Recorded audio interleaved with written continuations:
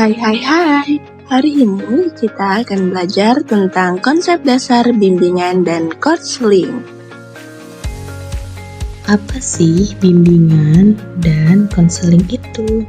Bimbingan dan konseling adalah proses bantuan yang sistematis, terencana, dan berkesinambungan yang diberikan oleh konselor kepada individu agar mereka dapat memahami diri, mengatasi masalah, dan mengembangkan potensi secara optimal dalam berbagai aspek kehidupan, baik akademik, pribadi, sosial, maupun karir. Apa saja prinsip dalam bimbingan dan konseling? Adapun prinsip bimbingan konseling yang pertama yaitu berkaitan dengan sasaran layanan. Prinsip ini menjelaskan bahwa bimbingan dan konseling itu berlaku untuk semua orang tanpa membeda-bedakan, karena setiap individu berharga dan pantas untuk dibimbing sesuai kebutuhan. Kemudian yang kedua ada prinsip yang berkaitan dengan masalah individu. Dalam konseling, masalah individu harus dipahami secara menyeluruh dengan melihat kondisi mental, fisik, dan lingkungannya. Kemudian yang ketiga ada prinsip yang berkaitan dengan program layanan. Program bimbingan harus menyesuaikan kebutuhan dan jenjang pendidikan agar tepat sasaran. Kemudian prinsip yang terakhir yaitu berkaitan dengan pelaksanaan layanan, di mana konseling bertujuan untuk membantu individu menemukan solusi dan keputusan sendiri, bukan mengambil alih masalahnya.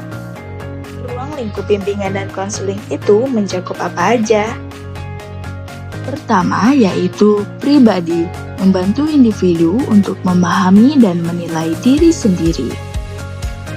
Sosial, memberikan bantuan kepada individu untuk menyesuaikan diri dan bersosialisasi dengan lingkungan, baik di rumah, sekolah, maupun masyarakat. Belajar, membantu individu untuk memecahkan masalah belajar dan meningkatkan prestasi akademik.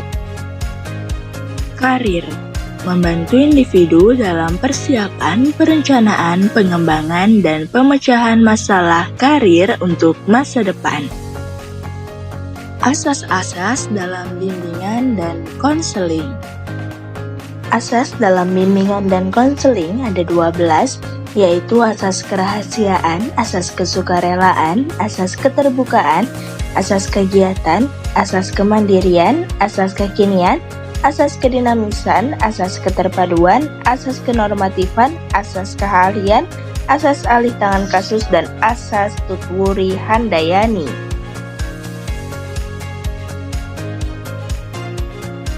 Baik, selanjutnya adalah A. Peserta didik dapat beradaptasi dengan lingkungan sekolah maupun masyarakat. B. Menyelesaikan masalah terkait proses belajar seperti kesulitan menentukan gaya belajar. C. Membantu peserta didik membantu pilihan, menyesuaikan, dan berinteraktif dalam hubungannya dengan situasi yang dihadapi. D. Memaksimalkan minat maupun potensi peserta didik. E. Menyusun rencana masa depan setelah jenjang pendidikan secara bersama-sama. Fungsi dari bimbingan dan konseling itu ada apa aja sih? Yang pertama adalah pemahaman dalam potensi diri peserta didik. Yang kedua, preventif, pencegahan untuk mengantisipasi berbagai masalah. 3. Pengembangan potensi peserta didik. 4.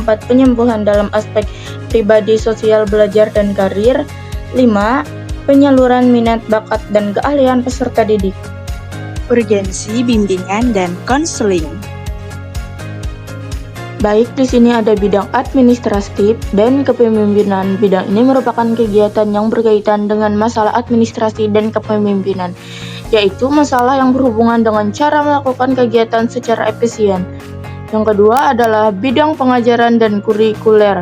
Bidang ini bertanggung jawab dalam kegiatan pengajaran dan bertujuan untuk memberikan bekal pengetahuan, keterampilan, dan bidang kepada peserta didik. Selanjutnya, yang ketiga adalah bidang pembinaan siswa, bimbingan, dan konseling. Bidang ini terkait dengan program pemberian layanan bantuan kepada peserta didik dalam upaya mencapai perkembangan yang optimal melalui interaksi. Bidang ini terkait dengan program pemberian layanan bantuan kepada peserta didik dalam upaya mencapai perkembangan yang optimal melalui interaksi yang sehat. Baik, sampai sini dulu materi kita. Terima kasih, semoga bermanfaat. Thank you for watching.